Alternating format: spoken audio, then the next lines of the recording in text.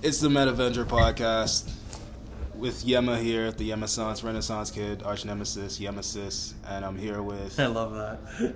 Elam. Elam's here today, and this is the first recording of 2023. Hopefully the audio is being picked up well. It looks like it is. But yeah, man, introduce yourself. My name's Elam. I have a website, elamapla.com. That's alpha male in reverse. I'm in sober living with Yema, and we immediately became friends because we're both creatives, and we already made a song together and listened to each other's music, and yeah, that's my introduction. Good shit. Okay, what are we gonna talk about today, man? There's a lot on the table to talk about. Do you want to start with Avatar? Sure, yeah. That was a great movie. Fucking crazy movie, bro. I've been thinking about it since I watched it, and I don't know what to make of it when comparing it to the first one, because that's the obvious reflex when you watch a movie like that. It's a sequel. It's like how does it line up to the first? Yeah, I thought it was interesting. Like in the first one, a lot of the human beings that became avatars became sympathetic to the Na'vi, because they lived as Na'vi, so they were sympathetic to their cause and their way of life. But in the sequel, you see the Colonel's clone and unit becoming Na'vi, but they still are like human. They still don't get it. You know what I mean? Oh yeah, I missed that part. So the human beings who were able to empathize with the Na'vi, and there were some human beings who were able to empathize with the Na'vi, and then there were others who still like missed the point of what it means to embody that avatar. They just took it as plainly like a power tool. Yeah. Just like, oh yeah, I've upgraded in terms of stamina, yep, in terms of speed and strength, and now all I'm gonna do is just be the same dickhead that I was as a human being, but expressed in the Na'vi format. Mm-hmm. I didn't even catch that part. Yeah, because Jake Sully himself was a soldier. He was a soldier who became sympathetic. And like the others, like I think the medics. Was it the medic dude? There are other dudes apart from Jake Sully. Yeah, like a lot of his unit. Yeah, not his entire, but a good amount of his unit. Yeah. And like the guy I'm thinking out specifically is the guy who was into the girl being Grace, who I think died in the first one. Oh, the guy that was into Sigourney Weaver's character. Yeah. Okay. That guy's the guy who I'm thinking of as a guy who really became in touch with them. He was switching from... Right? He was switching from Na'vi back to human. Like, he didn't fully convert to Na'vi. Right. He still had his human form. Right. But I just remember him as being a sympathetic character. Yeah. And Jake Sully would be the example of the guy who, when he became a Na'vi, that was when he really appreciated their ways. When he learned their. Do you think culture. that had something to do with the fact that he couldn't walk? Oh, I forgot about that. He couldn't walk in the first movie. Yes, I do. I actually, have you seen the show The Peripheral? No. So there's this new show called The Peripheral where these people put on VR headsets and become like robots in the future, basically, unknowingly. And one of the characters had his legs blown off in the war. And so he's especially attracted to this headset because he gets to have legs again. Yeah. So it's interesting you bring that up because, yes, paraplegics are like extrally interested in the other way of living, basically. Because they're not, the way they've been living, I mean, I don't know, I can't remember the first movie so well, just because I saw it once in the movies, and I was like 15, turning 16. But what I think happened, or what I think about the character Jake Sully is like, he couldn't ever walk. Mm-hmm. I don't know if he Thanks could for walk bringing at that one up. point, and then... Yeah, no, he was excited when he got his legs. Yeah, I remember now. He was like, this is dope, I can run. Yeah. And then he had that extra reason, which I don't want to discredit his character's empathetic value in any sense by saying that it's only because he could walk that he remained Na'vi. And then can I say one thing about the interesting thing I was bringing up about the bad guy when he became Na'vi? He still was evil, but the interesting thing I want to bring up is when he finds his own skull. Remember, he holds it up in his hand. Own skull. Yeah, remember he visits the site of his own death. I remember that. I didn't think that was his own skull. I thought that was the skull of like one of his men or something. No, that was him, bro. Oh my God. So he looks at his own skull and crushes it. Like weakness. This is yeah. Oh my God. Yeah, he didn't even like feel bad for it. He just felt like, I am not him. I'm stronger than him. Yeah, this is a weak pussy version of me. Yeah. Ha. That's interesting. That's interesting. I thought that was a fascinating decision in the movie when they just had him. Crush it. Yeah, because picking it up was good enough, but then the decision to crush it as well, it's added like character to that bad guy. Yeah, very good bad guy. Very good bad guy. Very good bad guy. I have to say, not so many movies have like legitimate bad guys. What'd you think about Boss Level? Okay, yeah. So we also recently watched Boss Level, and it's like Groundhog Day with machine guns and swords. I thought it was really good. I was immediately intrigued when I walked by and you were watching it. And also just the added, like, our connection. I'm like thinking, if Yema's watching a show or a TV show, like a movie, I'm willing to give it a chance. Same here. If you're watching some shit, I'm willing to watch it. Yeah, so I watch it and immediately it pulls me in. It ends up being a really great movie. And what I think about it, I mean, in terms of what? Like, I mean, I loved it.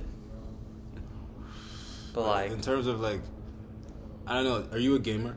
Yeah.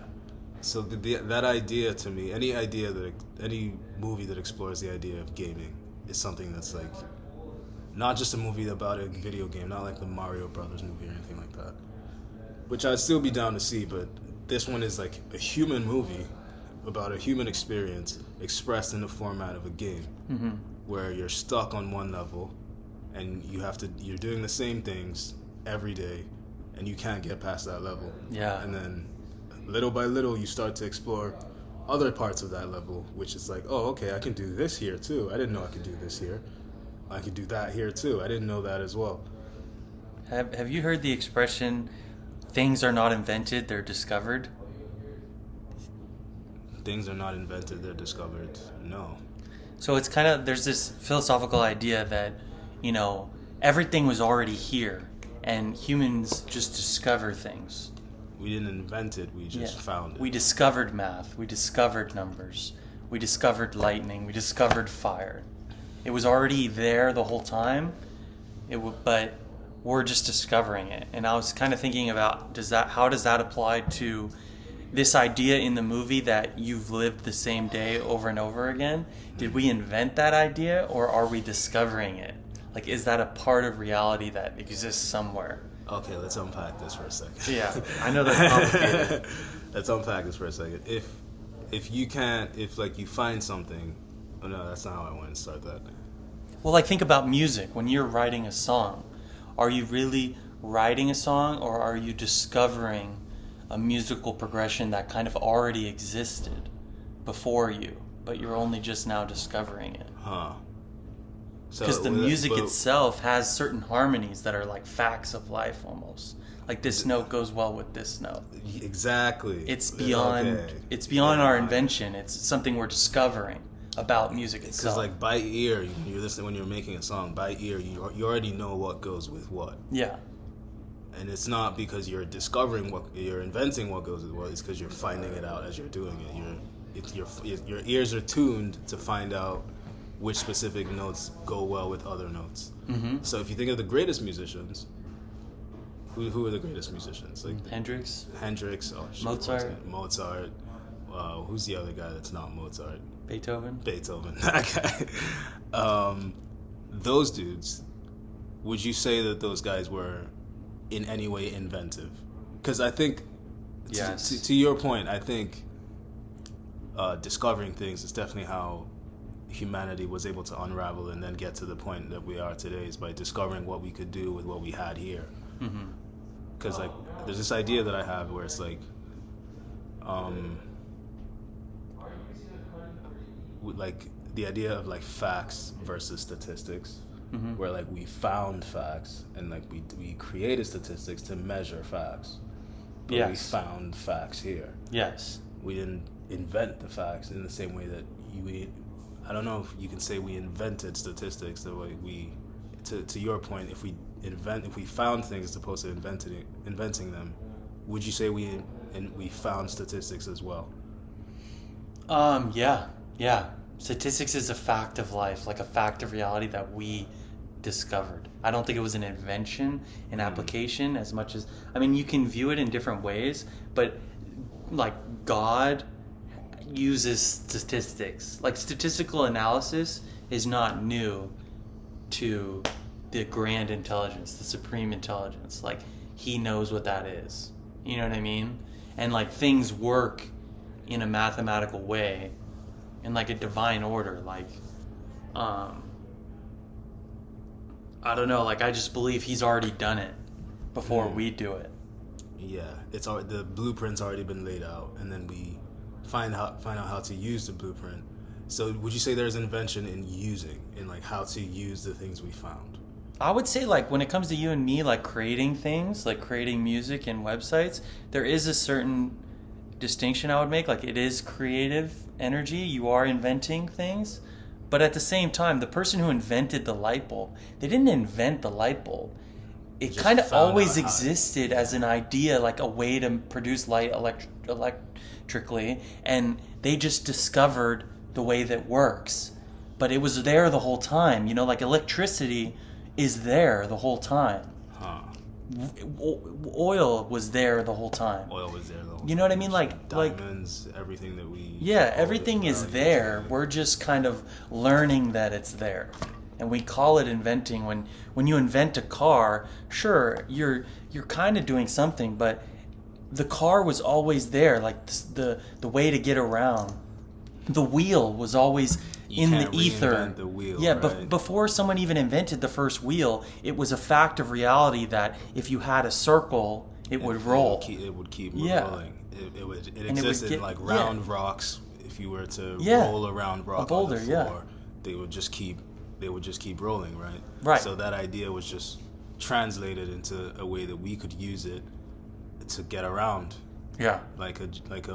So someone just probably saw a boulder and thought, hey, imagine that was on the wheel of like a machine, or imagine that was like attached to a machine and we could ride a boulder to get from point A to B. When someone designed the first car, or even the first Ferrari, there's a new Ferrari that hasn't come out yet, the perfect Ferrari. You know, like in Plato's like forms, like the world of forms, there's a perfect sports car with like perfect aerodynamics that maybe we haven't invented yet. But it'll be a discovery when we do, because it'll be the most aerodynamic mathematically car. You see what I mean? Like it's inevitable that the cars that go really fast, they're like Indy cars, right? Yeah. But that was there the whole time. It just took us a while to design a car that goes that fast. But nature always knew. If a car is designed like an Indy car, it will move this fast, and that's the fastest way to go. You can't. I've also heard this idea that the only laws that exist are the laws of nature. Everything else is man-made. Mm-hmm. The only laws to obey, not obey. You have to obey man-made laws, otherwise you end up in prison and getting fucked up the ass for as long as you can handle it. Yeah. But the only laws that are of repute, I guess, are the laws of nature. What do you think about that? It depends what you mean by of repute, because I'm not sure I know what that means. Like the only laws that, I don't want to say worth following, but the only laws that hold weight. Yeah, the only true laws. The only true laws, yeah. Because once you take us out of the equation, because we have this obsession with ourselves, right? Human beings, where we're in every equation that ever existed. But there was a time on Earth where there weren't any human beings, and Earth was getting along fine in terms of life, in terms of just daily activities. Things were happening without us, and we didn't so once you remove us from the equation, how does that? Well, I was gonna say the laws of nature can't be broken, but then again they can, because I think there's something called divine law, which is more important, which is what your conscience tells you is right or wrong, or you should or shouldn't do. And if you look at the movie The Matrix, the whole plot of that movie is him breaking the natural law. The bullets are coming at him, and he's just saying, no, I'm done with natural law. I'm not obeying natural law anymore. I can dodge bullets. I can do this because I have a greater purpose than natural law allows me to. Like, natural law does not allow you to break into a building and save Morpheus, right? Yeah. But he's rising above that by having a divine law that he's adhering to, which is, hey, the oracle told me I can do this. I'm going to do it. You know what I mean? He's on another plane of existence at that point. Do you think that plane of existence can be attained by us at any point? I do, and I think you and me are closer to that plane than almost anyone else, and that's why we like each other, is because we're both kind of, because once you're at that plane or like headed towards that plane, you are creative, like necessarily, because if you're not being creative, what are you doing here? What's the point of you being around? That's such a heavy point. Because I've also felt that, like, whenever I'm not being creative, knowing that I can be, that's when I feel my most useless. Mm-hmm. And that's when I start, like, involving myself in bad habits and start getting down that rabbit hole of what the fuck am I doing? Yeah, and like hedonism, like addicted to just pleasuring yourself. Pretty much, yeah. But what I was thinking today is like, I made a beanie. I'm wearing a beanie that says white blood cell, and it's about my philosophy of being a white blood cell, and I worked the battling blood cell. What? The white blood cell is the one that fights, right? The battling it's blood the one cell. that cures cancer in the body if it can, you know. Mm-hmm. And so the thing about my beanie is I made it. It means a lot to me. It's my creative energy. Invented, you could say discovered, because it was already a cool beanie that existed in the mind of God before I discovered it. It was a possibility within nature to itch these letters on this cloth. Oh, it's on that side. Okay.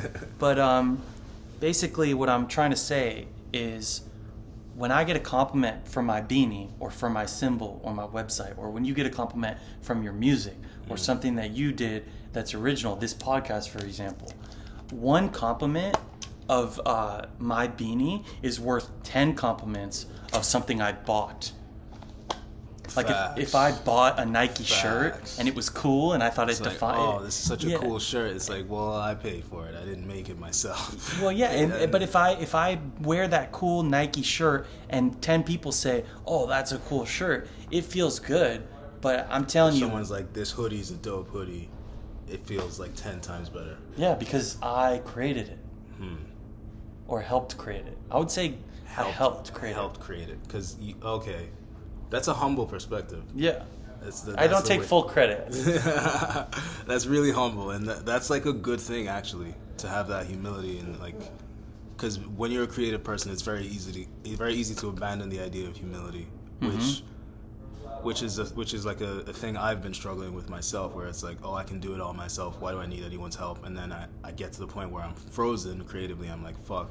And then I hear JFC, and I'm like, oh, okay, fuck, holy shit. There's other people who have this ability and who are willing to share this ability. So they're, in my head, ahead of the game than I am, or in terms of where I'm at in the game. Because you can't do it all yourself, and I haven't been doing it myself. I've been doing it with help. Divine help. Right, that's what I was referring to. But you're right, help with each other is good too. Like, it's a kind of divine help too, I think. Help finding, like, me being here and then realizing that you're here as well. It's kind of like a God shot, where it's like... Yeah, I can't tell you how long I've waited to come on a podcast too. Like, it's so what I want to do with my time. So, but anyway, I was just picturing, like, I saw this picture. I want to download Photoshop and like do it with myself. But I saw this picture of this guy holding fire in his hands, you know, like kind of like a superhero.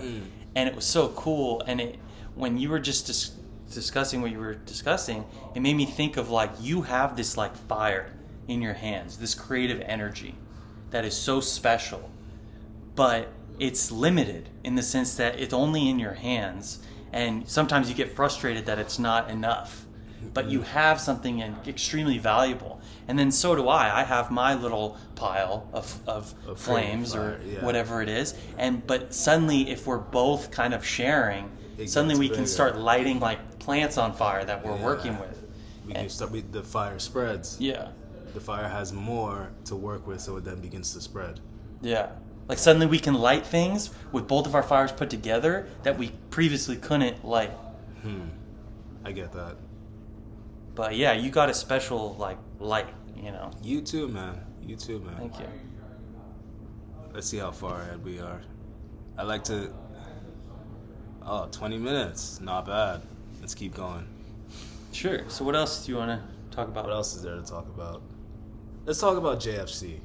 Sure. How did that idea come into your head? So I was trying to be a good Christian. Aren't we all? And I was really taking it seriously, like, okay, so I'm supposed to do what, you know? And I was really thinking hard about it,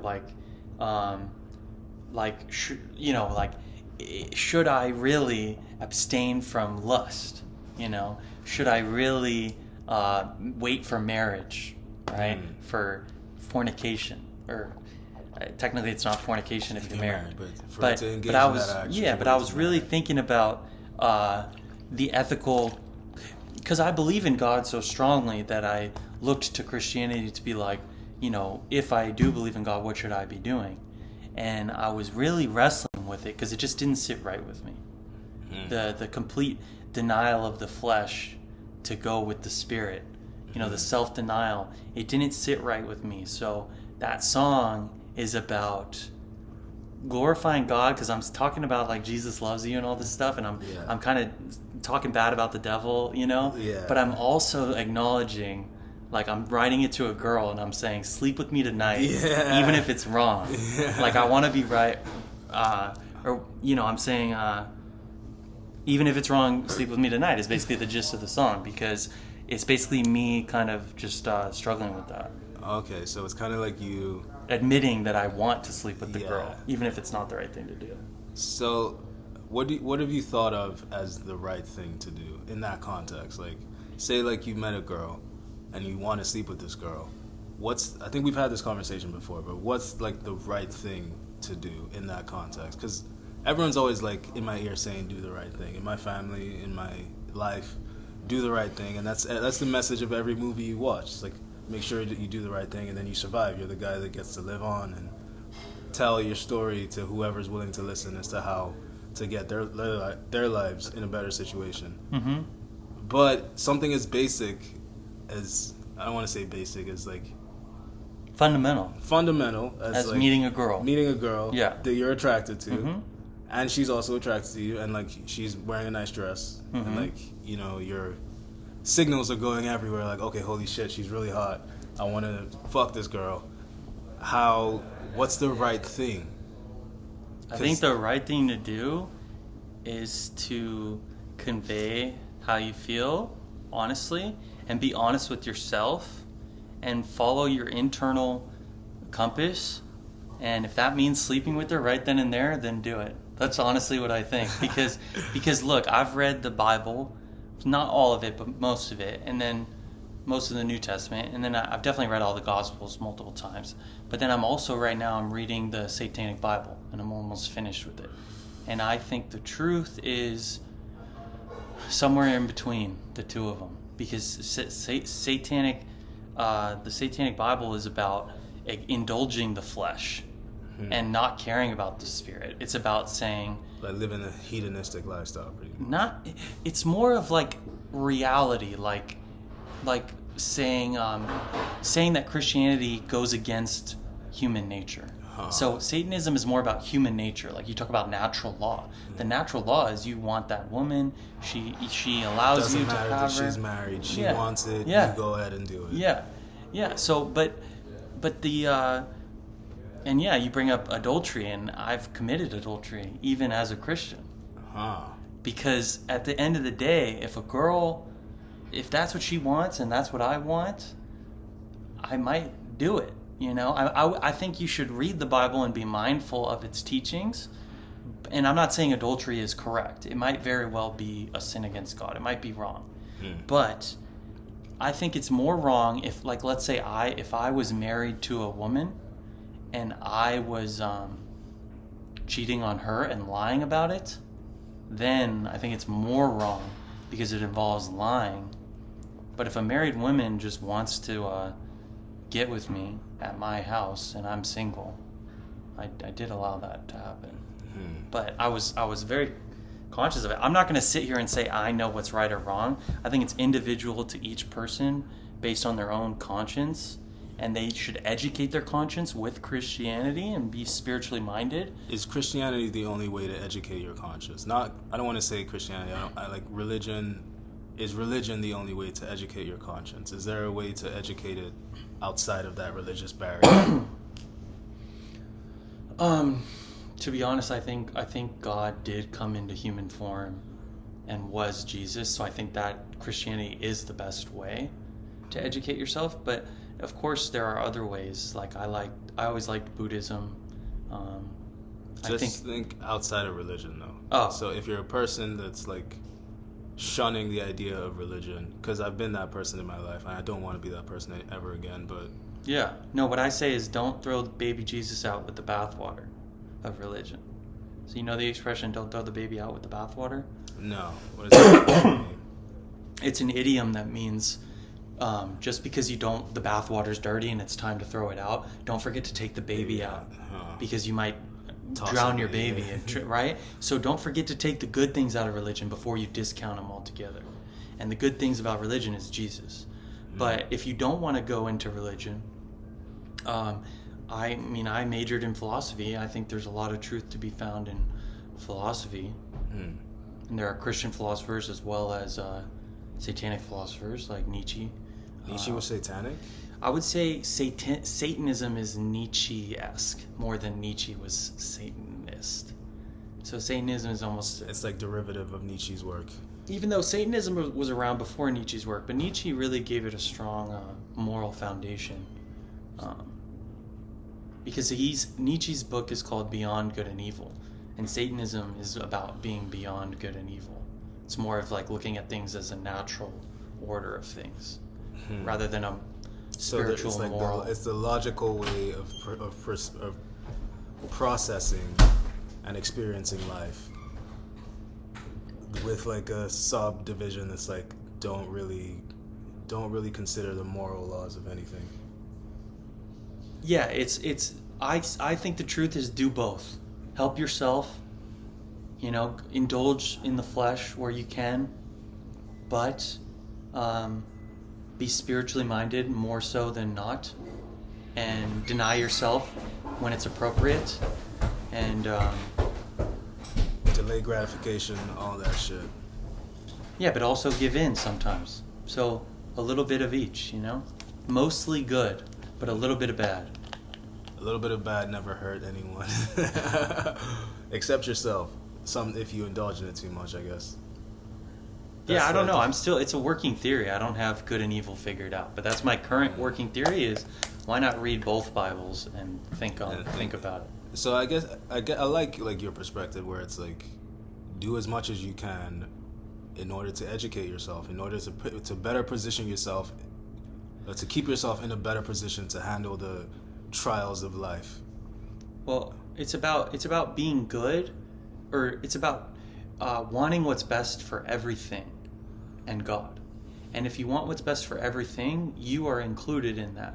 So denying your own impulses to like talk to that pretty woman that you want to maybe kiss. At that point, who are you deceiving? You're deceiving only yourself. And you're hurting yourself. And you're part of the system. So you're hurting the system. You're hurting the people around you because they're part of a system that you're a part of. I used to have this technique where if I wanted to have sex with a girl, I would straight up just tell her. Mm-hmm. Which was considered creepy and like weird. But I always thought like, what's the point of me pretending like going through the whole process of, oh, let me get your number. Yeah.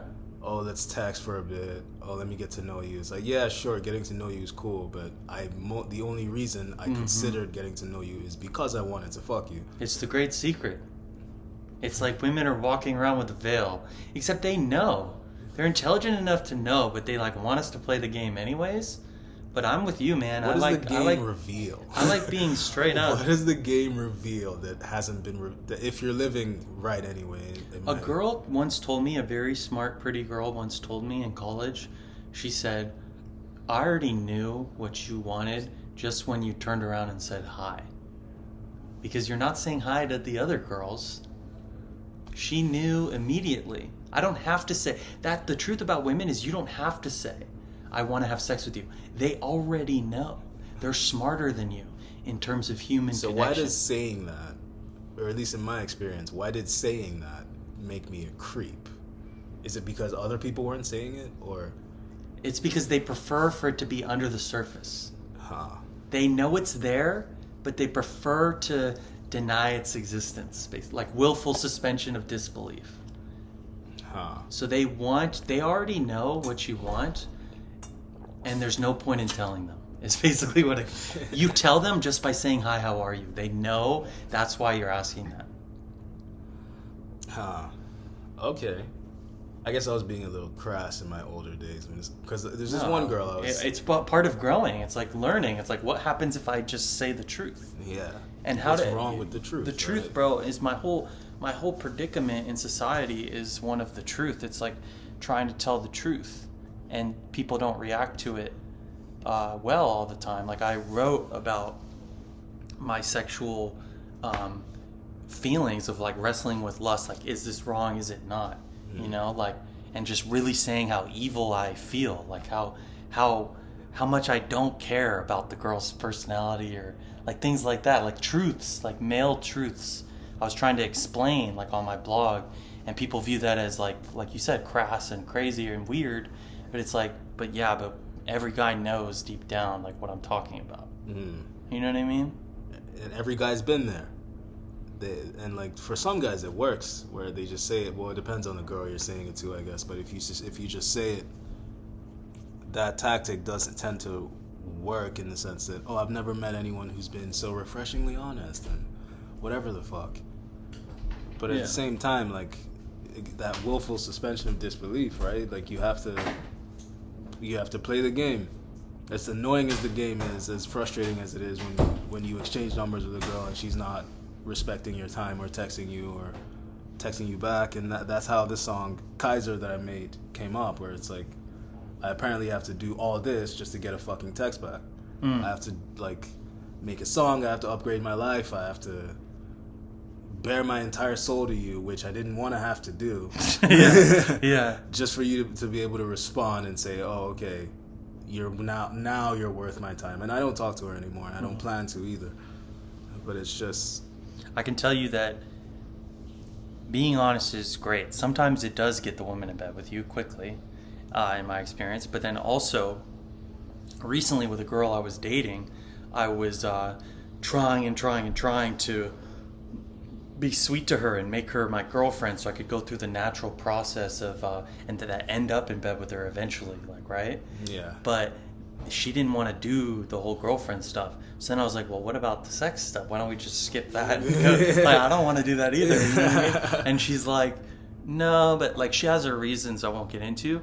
But our relationship today is so strong because I told her exactly what I wanted to do to her, and I have an example for this. She basically said, it can't happen, but now we're like really good friends. We're like brother and sister, basically, she said. And she said she loved me too.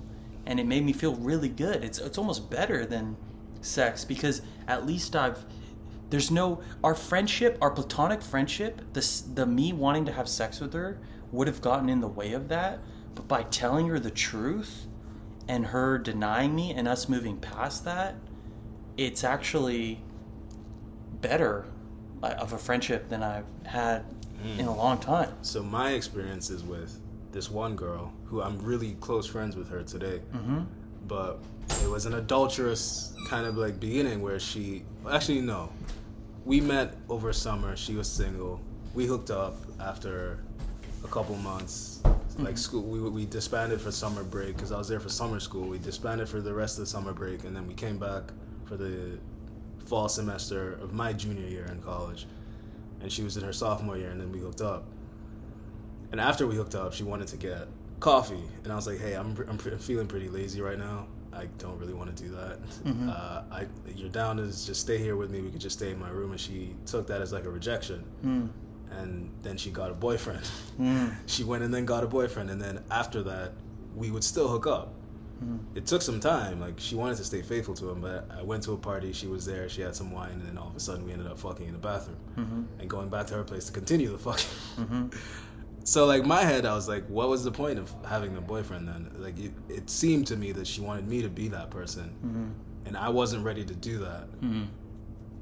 If I'm being honest, I wasn't ready to do that. Yeah. But, like, we did end up in a situation where we were essentially dating, where I wasn't hooking up with anyone else. She wasn't hooking up with anyone else. We were only hooking up with each other. We were spending most of our time with each other, but most of that time revolved around sex. But after the fact, I told her that, hey, you know, I was totally in love with you. I just didn't know how to say that. Like, and she was like, yeah, I knew. She just told me that, yeah, I knew you were. And I was like, okay, if you knew, then why did we ever we stopped because I was leaving, and there's a whole bunch of reasons why we stopped, but I was just so confused as to why the saying it, because I was like, saying it, what is the saying it like, what difference does that make, the saying of it, even though we both knew, and I knew she loved me, I just didn't know what love was, just because I hadn't been in a place in my life where I could process that emotion properly. Yeah. It was such a confusing relationship, and that I would consider her my ex-girlfriend. I don't know if she considers me her ex. I think she might, but we're so close friends today. Like, she sent me a message on Christmas, like a video message. She's the type of person where if I was to FaceTime her, she'd pick up. And she would only not pick up if she's busy. And do you still have feelings for her? Yeah. Does she have feelings for you? I don't know. She's in a different country. It's all that matters, bro. Like, I would this literally shit, like the stuff you're talking about, the stuff you're talking about is all that matters, and that's why at the end of every movie you have the guy getting with the girl, because that's all anyone actually cares about. And if you look at any movie, almost ever, there's a love element. There's a storyline going, even if it's a small in the background. Somebody's gonna get together with somebody at the end of the movie. Almost every movie. Like, what's the ending of Boss Level? Let's look at it. He gets with the girl. He get the girl back. The girl that he lost, he gets her back. And then he earns her respect, and then, like, steps into the thing, right? Yeah. But not before she kisses him and tells him she loves him, because that's the climax of the movie every single fucking time. And then when it goes to Avatar, let's think if it was in Avatar. Oh, you have the son and the girl. And the son and like the love story. The love story of like that mermaid girl. And like, how did that progress? And then, well, the love story is basically between the main character and his wife, and she's the fierce mother, and they work together. They mourn their one son and save the rest of their family. It's about family. It's about the union of a male and a female, and then protecting what that creates. So it was like next level love, but it was love all the same. And almost every movie is going to have love at the end of it, no matter what it's about. Like, show me a movie without love that's successful. Any successful movie has to handle that element. Yeah. Because that's what we're all interested in. Like, that's what brings tears to people. Right. Some people were crying at the end of Avatar when I was leaving. I saw like this. Because you got this old couple. Like, one lady was, I don't know if she was. I think she was there with her daughter or some shit, and she was crying. And then, I almost cried during Boss Level a couple times. Like, the relationship with him and his son is also important. That's another kind of love. And it is a kind of love, yeah. It's a different kind of love. But mostly the romantic love is what Hollywood is going to do. That's what it milks. And when you're talking about that girl, I don't have this part of life figured out. I have lots of... Love is a mystery, you know what I mean? But all I'm saying is, I don't want to be in a relationship with a girl where I'm hiding my true feelings and I'm trying to get with her. I'm trying to con her into being with me. I would much rather be upfront with her about how I feel. But definitely at least a grace period of, like, if on Tinder I immediately say to a girl what I want to do or cut to the chase, it's rude and it doesn't work and it's improper. But after a couple weeks, if you're talking to a girl and you feel a certain way, I say you owe it to yourself to put yourself out there, and if they don't respond, you are allowed to move on. And even if they say, no thanks, you'll feel kind of better. Because you're not lying to yourself that maybe it'll, I don't know, I feel better, I can just say, after telling that girl how I felt. And now we're able to be friends in a way that we wouldn't have if I was still trying to sleep with her the whole time and lie about it, you know, a lie about my true intentions. Whereas if she knows exactly what I want from her and she still chooses to be my friend, that's a deeper kind then of it's connection. a deeper friendship. Yeah. That's like an ultimate respect where it's like this guy maybe not bore his soul, but he exposed, at least not exposed, I don't want to use that word. He pretty much revealed himself to me. It revealed all his the truth of my existence is known to her, and the truth of her relating to me, like the truth of our relationship from my perspective, she knows to a T. And then therefore I'm able to learn what she views me as her older brother. She told me her older brother was never around, never loved her, and she views me because she's 19, I'm 31, so it's natural for her to feel. She feels like differently towards older guys. She thinks of me as her older brother, and she like loves me in a different kind of way. But it's okay because now we're able to be friends in a beautiful, true way, because I understand where she's coming from and she understands where I'm coming from, and we're able to find like a friendship that works within the bounds of that, you know? Good shit today. We've done some good shit. We covered some good ground today. We'll stop it here. Sure. It's the Metavenger podcast. I'm here with Elam, and we've spoken about so many things today. Listen to the fucking podcast and realize what we've spoken about. And go on my website. Check out his website. ElamApla.com. That's alpha male spelled backwards. And is that your other website? Is there another website? It's actually the same website. I just changed the URL. Oh, but yeah, my name's Max Jan. It's also maxjan.com, JANN.com. ElamApla.com. Thanks for having me on, Yema. It's a Yema-sans. The Yema-sans, Renaissance kid, arch nemesis, Yemesis. Yes, the Yemesis. I like that one the best. Peace out.